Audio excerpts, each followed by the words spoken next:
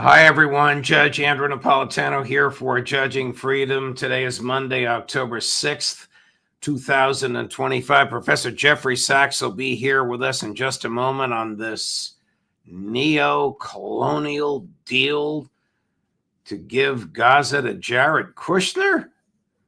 But first this. My friends, if you care about your liberty and your right to control your own future, you need to hear about this. From October 10th to 12th, Mikkel Thorpe, host of the Expat Money Show, is bringing together top experts from around the world for the Expat Money Online Summit, and it's completely free to attend. You'll learn how to legally protect your wealth, secure second residences and citizenships, reduce your tax burden, and own property abroad, all to safeguard your freedom.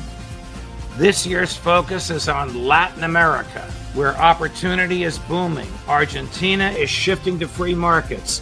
El Salvador is undergoing a dramatic transformation, and Panama and Paraguay are offering simple residency programs. A Plan B is no longer optional, it's essential. Reserve your free ticket at expatmoneysummit.com. And if you want VIP access with special perks, including lifetime replay access and exclusive VIP panels, use promo code JUDGE for 20% off your upgrade. That's expatmoneysummit.com, promo code JUDGE. Professor Sachs, welcome here, my dear friend. Of course, I was being a little hyperbolic in my introduction by arguing that this deal is to allow Jared Kushner to redevelop Gaza into the Trump Gaza. And at one point, the president did explain that. Let's take a step back. Why should Hamas negotiate with Israel and the United States? Israel attempted to kill these very Hamas negotiators in Doha, has killed Hezbollah negotiators in Lebanon, and the president of the United States lured Iran into a false belief that they were engaged in serious negotiations right before Israel and the United States bombed. Who would trust Israel and the United States in a negotiation? I don't know if anyone would actually trust Israel and the United States in a negotiation, but there is and has been for a long time a strong interest in peace with Hamas and a strong interest in peace far more generally with the Arab world. Actually, despite all of the propaganda we hear in the United States and especially in Israel, the Arabs put together a peace plan back in 2002, which they have reiterated for 23 years. And their peace plan is straightforward. It says that there will be normalized relations with Israel and security for Israel, together with a state of Palestine. That's it. Everything that has happened since then, indeed, everything that has happened since 1996, when Benjamin Netanyahu became prime minister, and indeed, everything that has happened since 1967, the Six-Day War, so-called, when Israel occupied all of the Palestinian territories, has been Israel trying to prevent a state of Palestine alongside the state of Israel. And because of that, there has been endless war. Now there is mass murder by Israel in Gaza. But the fact of the matter is that what has been on the table for more than 20 years is a straightforward peace proposal.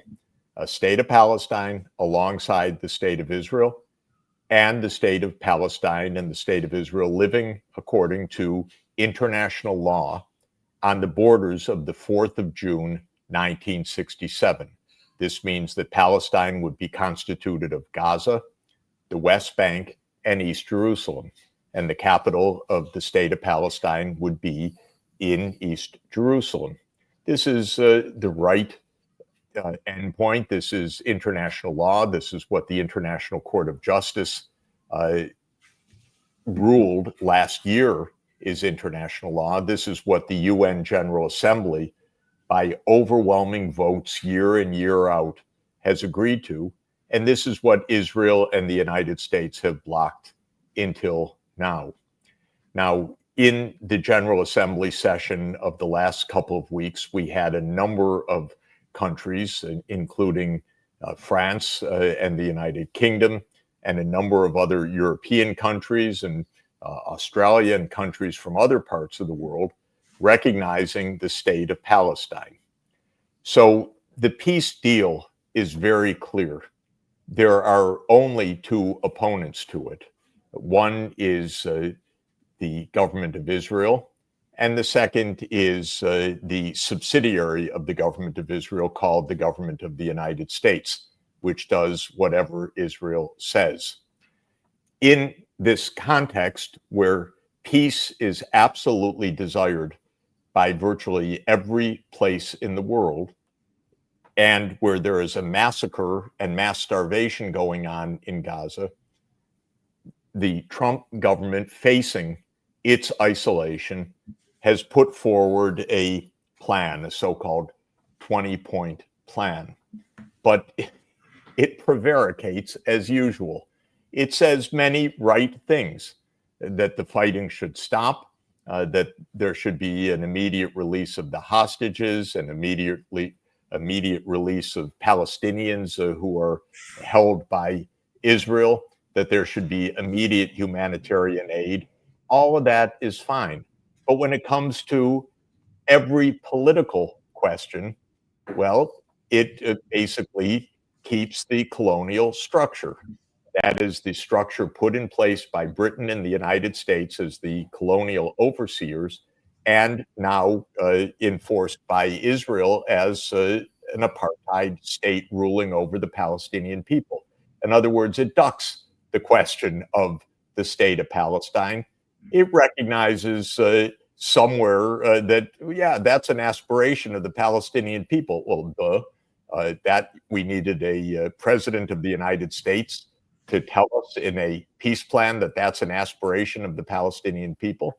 Instead, what the plan does, together with these right things, ending starvation, ending the fighting, release of the hostages, release of Palestinian prisoners being held by Israel, all good, it establishes another colonial structure, a committee that Donald Trump is going to chair and that Tony Blair is going to sit on.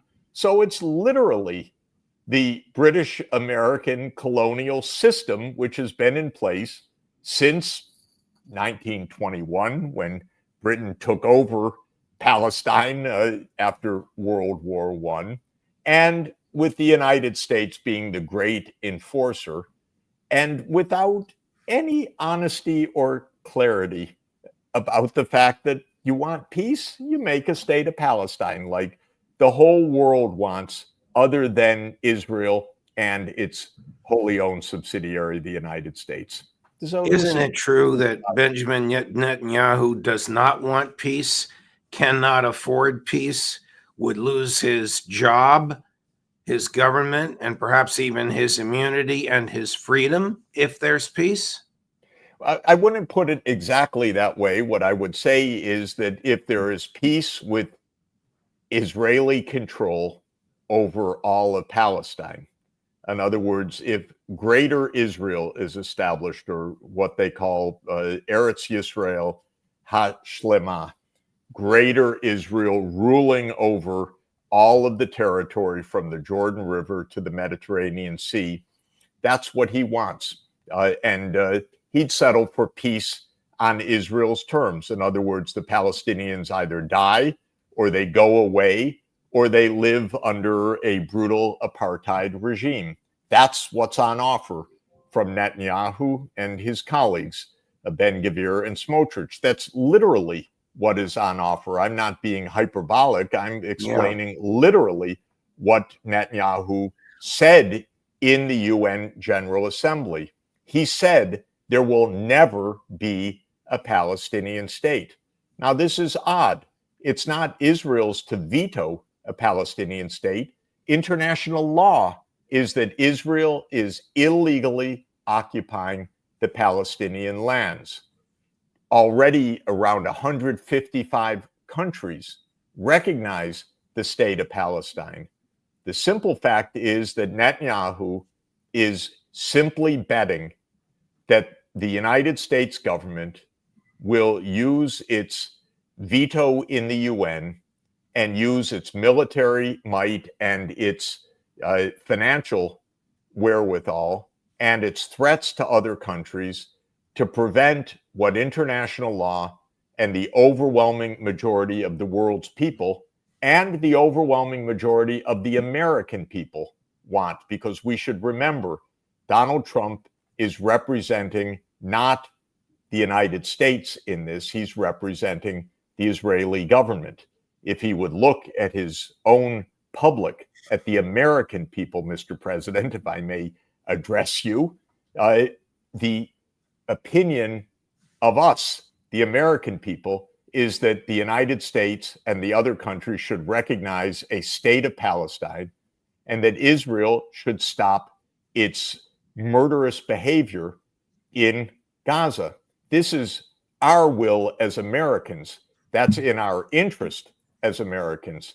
So all that remains for Netanyahu is this slender thread that the Zionist lobby can keep the US president on side despite the overwhelming sentiment of the American people, the overwhelming sentiment of the world, international law, repeated votes of the UN General Assembly and the UN Security Council, except for the fact that the US vetoes the resolutions in the UN Security Council.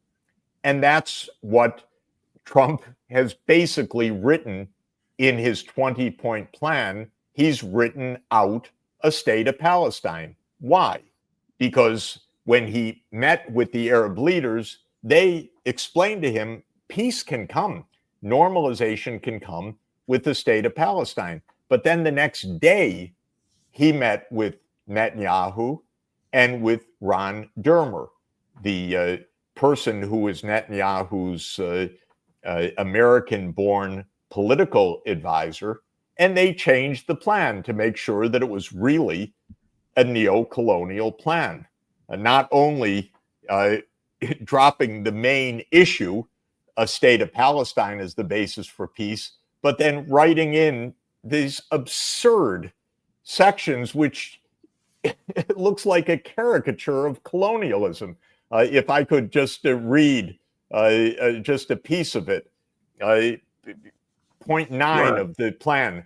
Gaza will be governed under the temporary transitional governance of a technocratic, apolitical Palestinian committee responsible for delivering the day-to-day running of public services and municipalities. The committee will be made up of qualified Palestinians and international experts with oversight and supervision by a new international transitional body, the Board of Peace, which will be headed and chaired by President Donald J. Trump, with other members and heads of state to be announced, including former Prime Minister Tony Blair.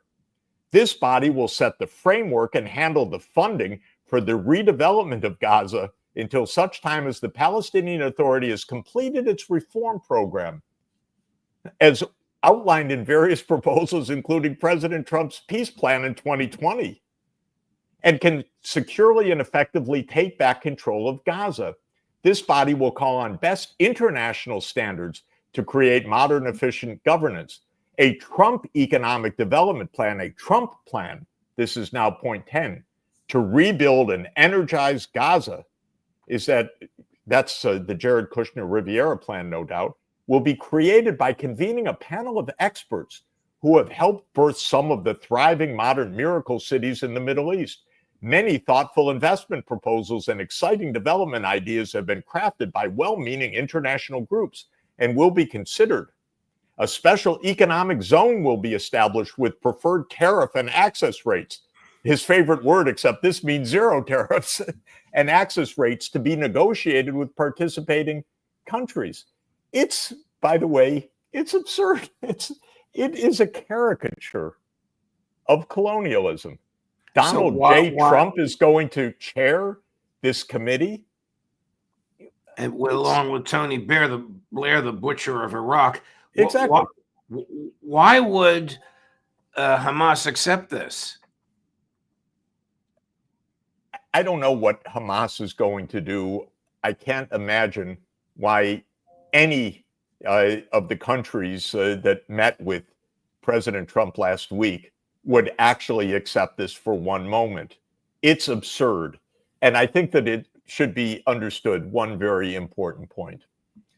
The Palestinians, despite decades and decades of abuse and occupation and apartheid rule by Israel, have an extremely well-trained professional cadre.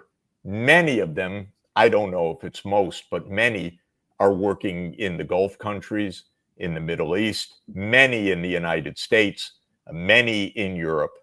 They've not had a possibility of pursuing their professional lives in occupied Palestine, but they are skilled, they are highly educated, they are great professionals. The Palestinians don't need the tutelage of Donald J. Trump and Tony Blair. The Palestinians don't need years of trusteeship. What is this? Is this 1920? Is this the mandate period of Britain? Or after 120 years, aren't we a little bit beyond such vulgarity and such overt colonialism that Donald J. Trump will govern the board of Gaza? Come on. I mean, we don't need colonialism. Really means subjugation, almost a form of slavery. Well, of course it does. And the idea that the Palestinians need years of tutelage before they have self-rule, let's just say they've been waiting many, many decades. And after all of these abuses, they don't need years of tutelage. They need their sovereignty. It's very straightforward. It's not even hard. But right now, because Israel rules by force and by murder, it turns on and off any financing that goes to the Palestinian Authority. It literally turns on and off the water or the electricity or any other public service. It completely restricts the freedom of movement of people. And in Gaza, it was run like an open air prison, as it was widely described. People could not come and go. People could not trade. They could not do their business.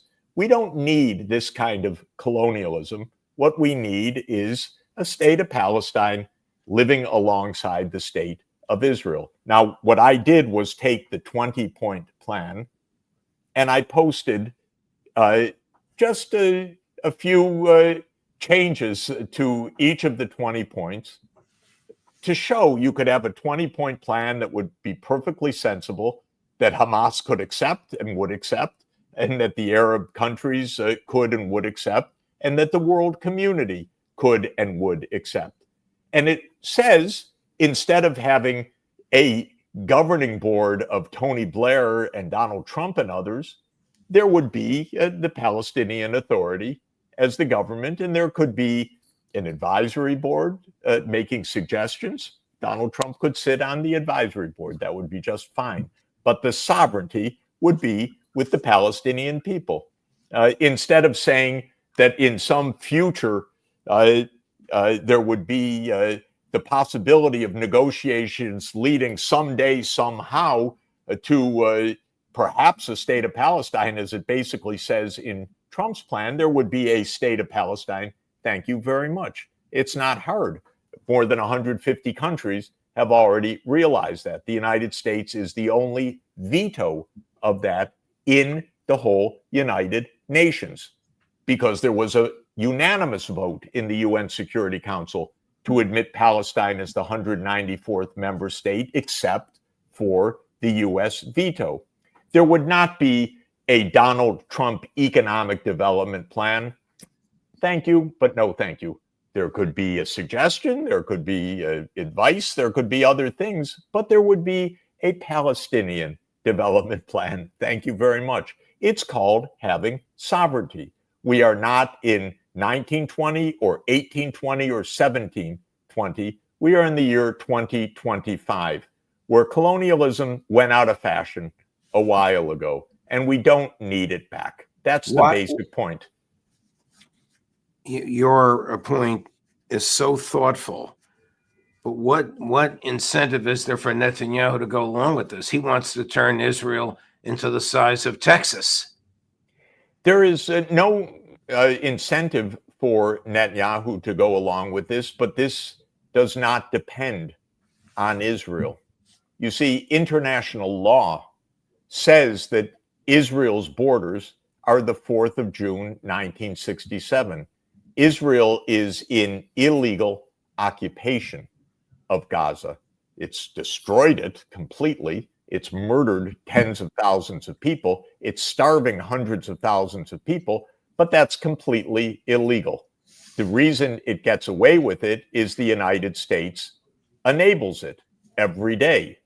The reason it actually is able to carry out this mass murder is that Google and Microsoft and Amazon Cloud Services and Palantir and other American companies are providing the artificial intelligence and the networking and the cloud services for the Israeli Defense Forces. So this is a U.S. support. This isn't a choice of Israel. Israel has no veto over Palestine becoming a UN member state. The US has the veto, not Israel. So this is not something to negotiate with Netanyahu. This is something to make plain that the United States is not supporting this genocide or Israel ruling illegally over the Palestinian people anymore. And there is a plan, by the way, a highly desirable plan for Israel, which is that all of the neighbors would normalize their relations with Israel. Also, what is in Trump's 20-point plan is fine, that Hamas would be completely demilitarized, that it would not play a role in the government. This would be actually implementable if the counterpart were not continued Israeli rule, but the counterpart was a state of Palestine. That's the point. In other words, if there was a political solution, there could be a political outcome. But Trump, as usual, evaded every political point and instituted and wants to implement a pure continuation of colonial rule. So this is the point. The Arab countries have said since 2002, we normalize, we make peace. The Israeli people do not ever hear this, because if you think our propaganda is thick, try Israel's propaganda. Israelis are told every day, all they want to do is kill you. I sit with the ambassadors and the foreign ministers. I listen to the governments. I talk to the people of the neighboring countries. I visit the neighboring countries. It's totally false. What they want is the wars to stop in their region so that they can have economic development, so they can worry about the water crisis, so that they can build infrastructure. That's what they want. They don't want all these wars all the time. But Israel has been fomenting wars all the time in order to avoid the obvious, a state of Palestine, and Donald Trump plays along with this. Here's what Prime Minister Netanyahu said yesterday, October 5th, about the real path to peace. Chris, cut number 3. If you want a real path to peace, then the Palestinians have to come finally to recognize and accept the existence of a Jewish state in their midst. And that hasn't happened. That's why we don't have peace here, because they refuse to, they don't want a state next to Israel. They want a state instead of Israel. And once any territory they get, they used to attack us again and again. If we don't change that, then then this conflict will continue. If we do, we are able, with the plan that we have for the day after Hamas in Gaza, if we are able to change that, that goes a long way to securing a long-term peace. Respond to him. He is an outright liar, period. Because what the Palestinian and the Arab peace plan and the Organization of Islamic Cooperation and the UN General Assembly have said, and said for years, is two states, a state of Palestine and a state of Israel, living side by side on the borders of the 4th of June, 1967. And what Netanyahu said last week at the General Assembly, clearly, everybody should read it.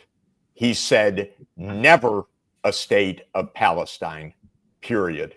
He is a murderer and a liar and a thug. It's enough.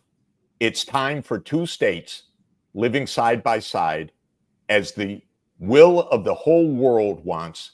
And it's time for Donald Trump to be honest and just make it possible for there to be peace and to end these lies of Netanyahu, which are sheer and total lies. So where do you think this will go? How do you think this will end up, Professor Sachs? Of course, I don't know. The fact that the Muslim majority countries met with Donald Trump at the end of last week and said, thank you, Mr. President, for putting a plan on the table, shows how much they want peace. The fact that Trump cheated as usual and then announced a plan which was not the one that he showed these leaders a couple of days later after meeting with Netanyahu and Dermer shows that the United States government remains in the hands of Israel. Whether Trump ever makes America have its own foreign policy or whether he remains simply subservient to the Zionist extremism, I don't know. I don't think there can be peace on this absurd basis of Donald J. Trump running Gaza. A shame to even suggest such a thing in this day and age. So the question is whether the United States government starts to represent the American people. And if they do, then the American people want to be together with the rest of the world and with the Palestinian people for two states living side by side. Professor Sachs, thank you very much. I know it's been a long day and it's late where you were, and I appreciate your accommodating my schedule. This is an intractable problem, and I don't know how it's going to be resolved because Netanyahu controls Trump. The Israeli government and their Zionist donors here control the American government. That is correct. And the day that the United States starts behaving like the United States is the day that we have peace in the Middle East. Thank you, Professor Sachs. All the best to you. We'll look forward to seeing you again soon, my dear friend. Thank you. We'll talk soon. Thanks. Sure. Bye-bye. Thank you. Coming up tomorrow, Tuesday at 8 in the morning, Ambassador Chaz Freeman at 2 in the afternoon, Matthew Ho at 3 in the afternoon, Colonel Karen Kwiatkowski. Just Napolitano for Judging Freedom.